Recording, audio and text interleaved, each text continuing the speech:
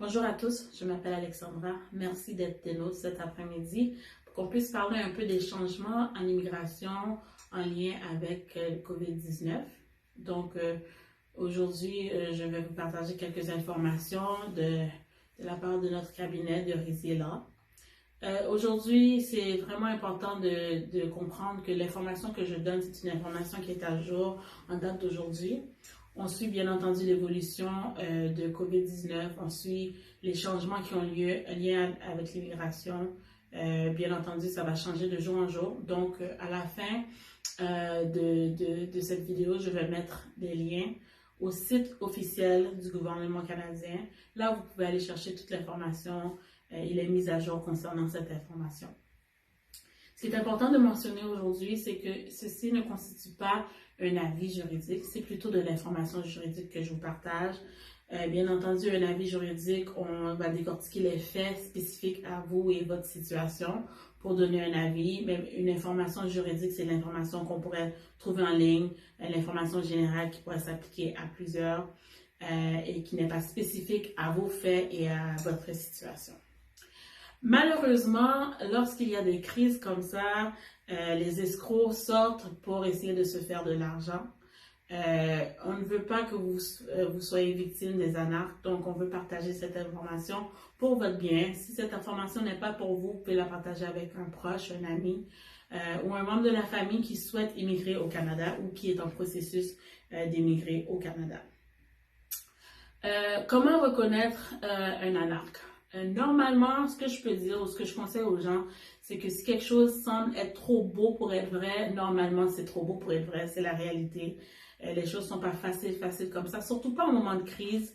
Donc, si ça semblerait comme une histoire, un conte de fées, ce n'est pas nécessairement la réalité.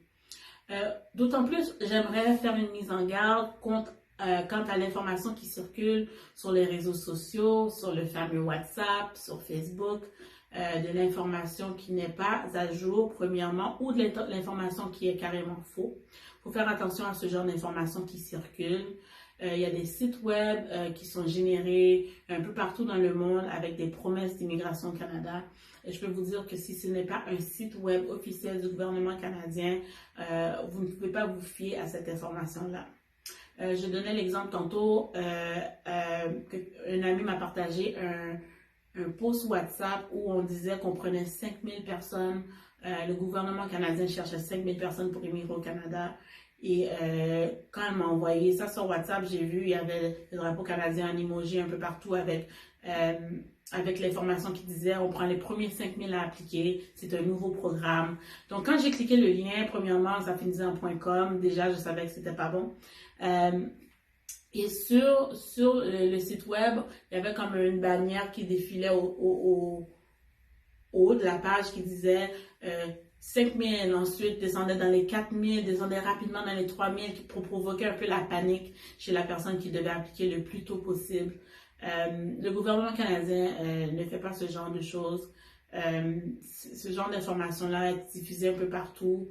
Ou même, il y a des groupes de personnes qui descendent aux États-Unis, qui essaient de regrouper les personnes pour leur dire, montez au Canada, il y a un programme spécifique pour votre pays, le Canada va donner la résidence permanente, ce qui n'est pas le cas. Donc, faites attention à l'information qui circule sur Facebook, sur WhatsApp, sur les différents réseaux sociaux. Vous devez valider l'information. C'est votre responsabilité de vous tenir à jour avec les changements en immigration et surtout dans un moment de crise comme celle-ci, c'est vraiment important de regarder l'information sous une fine loupe. Je peux dire aussi que des fois, lorsqu'on vous demande d'envoyer de l'argent avant de recevoir l'information ou on vous demande l'information de votre compte bancaire, on vous demande votre information personnelle, on vous demande l'information de carte crédit, il faut faire très attention. Un autre moyen où les gens se font arnaquer, c'est par les courriels. Exemple, le gouvernement canadien dirait on veut vous rembourser pour votre application de demande de résidence permanente. On veut vous rembourser pour votre demande d'application de citoyenneté. Et là, vous devez cliquer le lien pour mettre vos renseignements quant à votre information bancaire, votre nom, votre adresse, votre nom de famille, tout ça. Là, vous allez remarquer qu'en cliquant sur l'adresse courriel de la personne qui envoie le lien, ça n'a rien à voir avec le gouvernement du Canada. Normalement, c'est plusieurs chiffres et plusieurs lettres. Puis ça vous démontre que c'est vraiment une anarque. Et les gens, sans réfléchir trop, en intérêt de l'argent qu'on leur offre, cliquent là-dessus et se font vider les comptes en banque. Donc, juste une mise en garde pour vous tenir à jour et une mise en garde pour vous responsabiliser vis-à-vis de l'information que vous allez chercher. L'annonce de la pandémie COVID-19 et comme un peu la propagation se passait dans le pays, les frontières ont été fermées, ce qui veut dire que toute personne qui n'est pas citoyen canadien ou résident permanent ne pourrait pas en ce moment voyager pour venir au Canada. C'est très important de noter cela. Provenant de tout autre pays que les États-Unis, ça serait impossible pour quelqu'un qui n'est pas un résident permanent ou un citoyen d'entrer au Canada. Maintenant, en ce qui concerne l'entrée de quelqu'un directement des États-Unis, donc ici on parle de traversée frontalière, donc quelqu'un qui passe à la frontière Canada-États-Unis. Ces personnes-là pourraient simplement rentrer s'ils bénéficient des exemptions qui ont été mises en place quant aux mesures de restriction de voyage. Donc, je m'explique. Quelqu'un qui est Canadien ou résident permanent au Canada, n'importe où au monde, on vous a demandé de rentrer le plus tôt possible chez vous. Toute autre personne maintenant ne pourrait pas prendre l'avion pour venir au Canada. Maintenant, même si quelqu'un est citoyen canadien ou résident permanent, mais qui a des symptômes de COVID-19, des symptômes manifestes de COVID-19, cette personne ne pourrait pas voyager par avion de toute façon. Maintenant, toute personne qui désire entrer au Canada en passant la frontière Canada-États-Unis, on va regarder un peu les exemptions qui ont été mises en place. Premièrement, citoyen canadien résident permanent, pas de problème. Maintenant, si cette personne est d'une autre nationalité et est à la frontière américaine, on va regarder les exemptions. Exemple, si cette personne a des membres de la famille proches qui sont déjà au Canada, cette personne peut être un résident permanent ou peut être un concitoyen d'un autre pays, mais qui bénéficierait d'une exemption, exemple, une autorité gouvernementale canadienne fait la demande que cette personne rentre au pays, que cette personne bénéficie d'une exemption en vue d'être une personne d'intérêt national, donc un spécialiste, un médecin, quelqu'un qui vient, qui est considéré dans le cadre d'un professionnel essentiel à la crise COVID-19. À ce moment-là, c'est possible de traverser la frontière.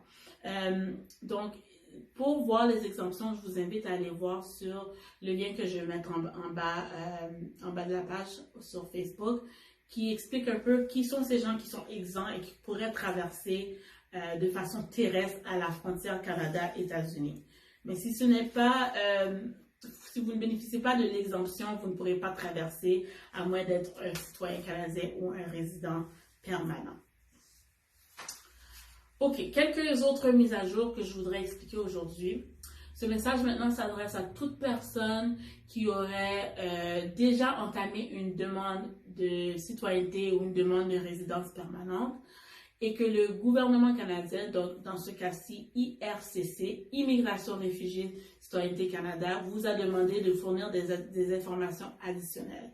Donc si vous avez déjà une application en cours, et que IRCC vous a demandé de fournir des informations additionnelles pour pouvoir traiter la demande, là, vous aurez le bénéfice d'une extension de 90 jours pour que vous puissiez envoyer cette information. Donc, si on vous avait demandé l'information dans 30 jours, là, vous bénéficierez d'un 90 jours d'extension parce que, vu la situation, IRCC a donné une extension de plus.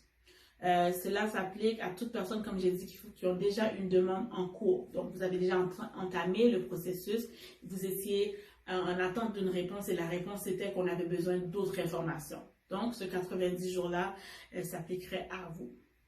Par ailleurs, toute personne qui avait un rendez-vous pour un test de citoyenneté, pour écrire son examen ou qui avait un rendez-vous pour l'assermentation pour devenir citoyen canadien, toutes les cérémonies, les examens qui étaient en personne ont été annulés en raison de la crise COVID-19. Donc, à ce moment-là, on vous communiquera une autre date pour votre examen ou votre assermentation. Je veux mentionner que la semaine dernière, pour la toute première fois, il y avait une assermentation virtuelle pour que les gens puissent devenir quand même citoyens canadiens. Je pense que c'est une bonne nouvelle. On va de l'avant malgré la crise. Autre chose que j'aimerais mentionner, c'est que il n'y a pas eu un renvoi des frais associés aux nouvelles demandes qui se font. Donc, toutes les personnes qui ont un statut de résident temporaire, donc tous ceux qui ont fait la demande d'un permis de séjour temporaire, vous devez quand même faire la demande d'une extension et vous devez payer les frais associés à votre demande. Donc, je vais rentrer en plus de détails pour les permis de séjour temporaire un peu plus tard, mais je veux quand même dire qu'il est important d'aller faire la mise à jour dans votre demande ou dans votre dossier. Donc, si ça va expirer bientôt, vous devez faire la demande d'une extension pour votre permis de séjour temporaire. Si c'est déjà expiré, à ce moment-là, vous devez absolument faire une demande de restauration de statut. Et donc, on va restaurer le statut que vous aviez en tant que résident temporaire, mais cela n'est pas automatique, vous devez faire la demande. Maintenant, tous les frais associés à ce genre de demande, soit l'extension, soit la restauration, vous devez les payer en ligne. S'il vous plaît, vous devez les payer en ligne pour pouvoir bénéficier de l'extension ou de la restauration de statut. Je vais mentionner également que c'est à vous de vérifier votre demande. Il n'y aura pas un rappel de la part de IRCC. C'est à vous de suivre tout de même l'évolution de votre demande. Donc, prochainement, j'aimerais discuter avec vous. Ceux qui me tiennent le plus à cœur, ce sont les demandeurs d'asile et les réfugiés. Vraiment, ce sont des personnes qui, déjà très vulnérables, pourraient tomber en proie aux escrocs avec des promesses vraiment inexistantes. Donc, qu'est-ce que je peux dire par rapport aux demandeurs d'asile qui veulent faire une demande à la frontière Canada-États-Unis? Malheureusement, il n'est plus possible de faire des demandes d'asile à la frontière comme c'était le cas auparavant. Toute personne provenant des États-Unis dans le but de faire une demande d'asile au Canada serait retournée malheureusement aux États-Unis. Il n'y a personne qui pourra faire sa demande à la frontière comme c'était le cas auparavant. Et ça s'applique également à toute personne qui bénéficiait antérieurement des pays tiers sûrs, de l'entente des pays tiers sûrs. Donc ça, c'est les gens qui ont des membres de la famille qui sont déjà au Canada.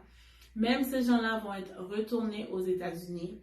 C'est pas possible de faire une entrée régulière, soit par la frontière désignée, ou une entrée irrégulière, qui était le cas pour ceux qui passaient par le chemin de Roxham. Ce n'est plus possible. Toute personne sera retournée aux États-Unis. C'est très, très, très important de comprendre que c'est une nouvelle mesure. Toute personne qui tente d'entrer à la frontière États-Unis-Canada comme réfugié, on va vous retourner aux États-Unis. S'il vous plaît, de grâce, n'écoutez pas les gens qui disent qu'il y a un programme spécial pour les réfugiés, qu'il y a un moyen de passer, qu'il y a une possibilité d'expliquer sa situation à la frontière. C'est un règlement qui s'applique à tous. La seule exception vraiment, ce sont les mineurs non accompagnés.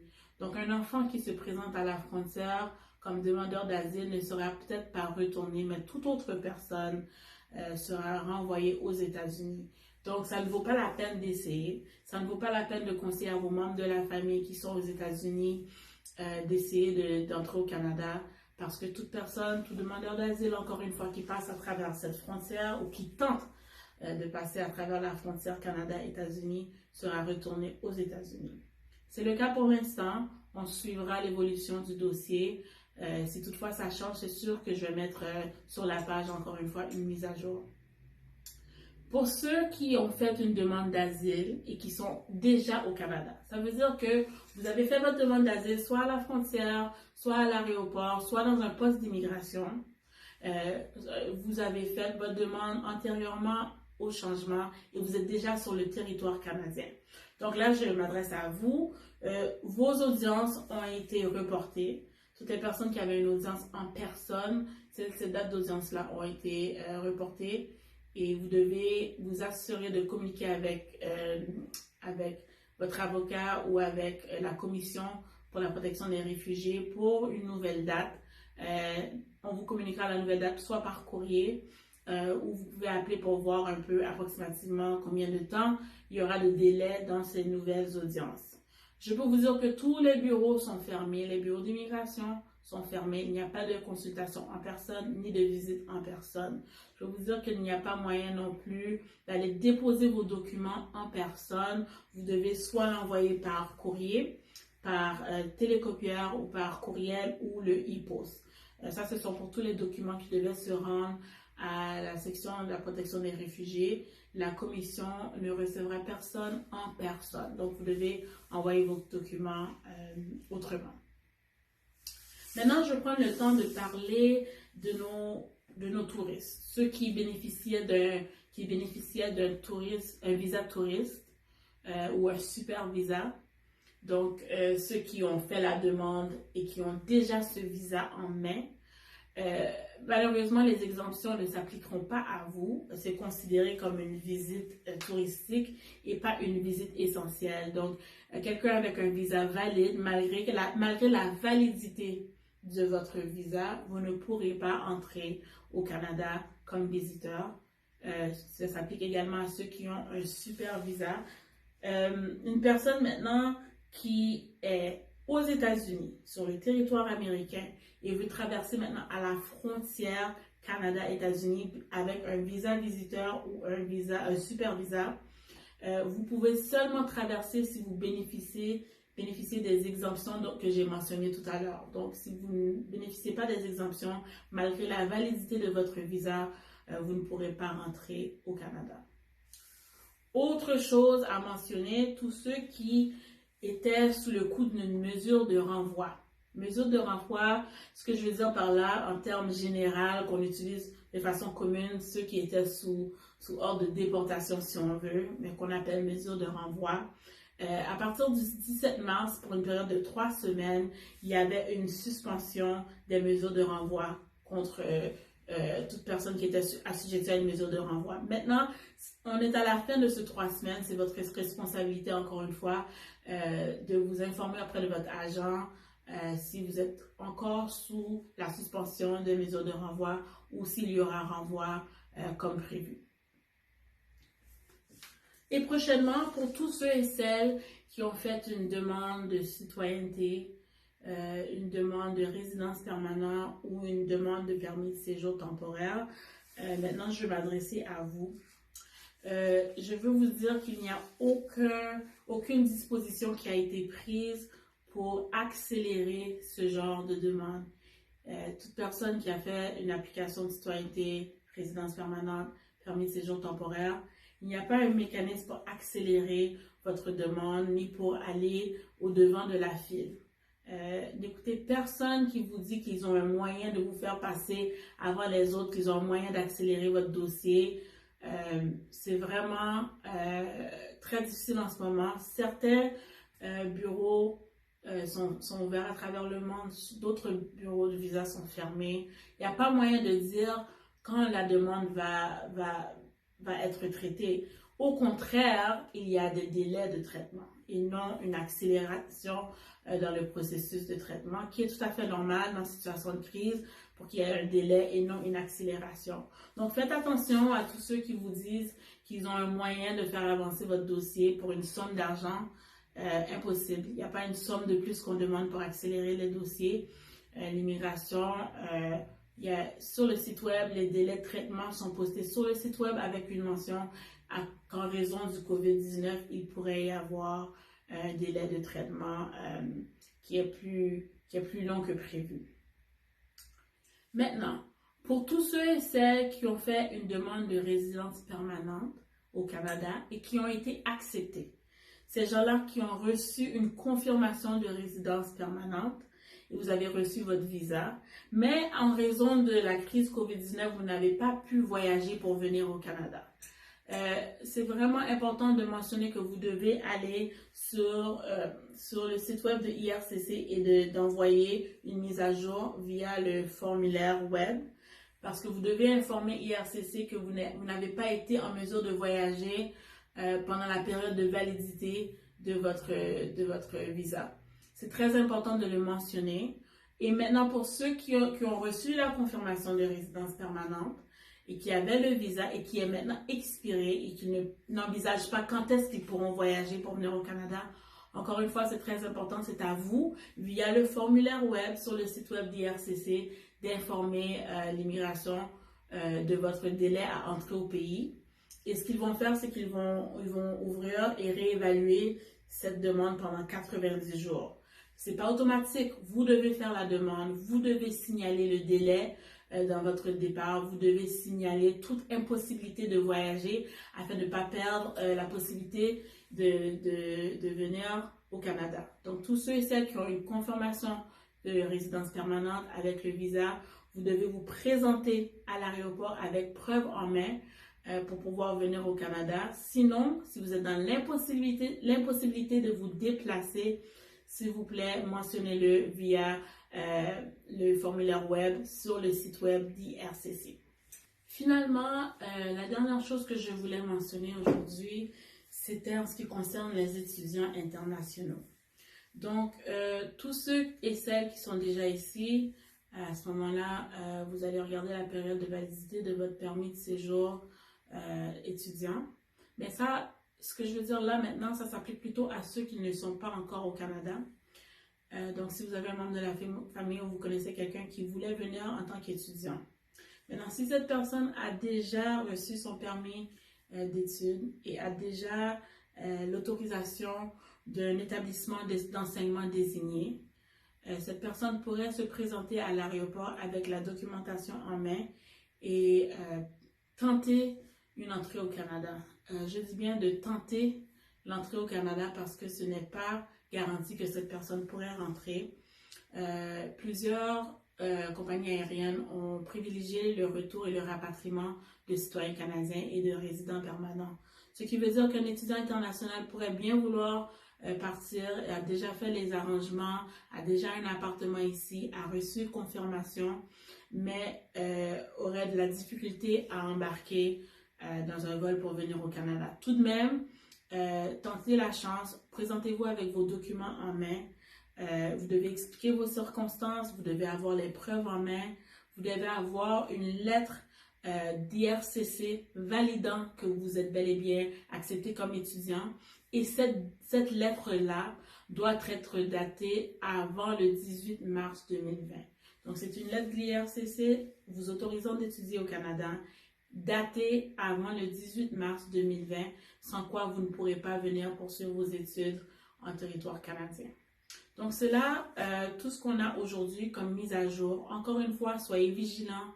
Regardez les sites web, regardez la provenance des sites web, testez l'information, validez l'information, allez sur le site web du gouvernement, vérifiez vos sources, ne vous fiez pas aux conseils WhatsApp, aux avis juridiques sur les réseaux sociaux, ne vous fiez pas non plus à des amis qui sont bien intentionnés mais qui ont une information qui n'est plus à jour. Consultez votre avocat, consultez encore une fois les sites web du gouvernement, prenez l'information qui s'applique à vous et votre situation.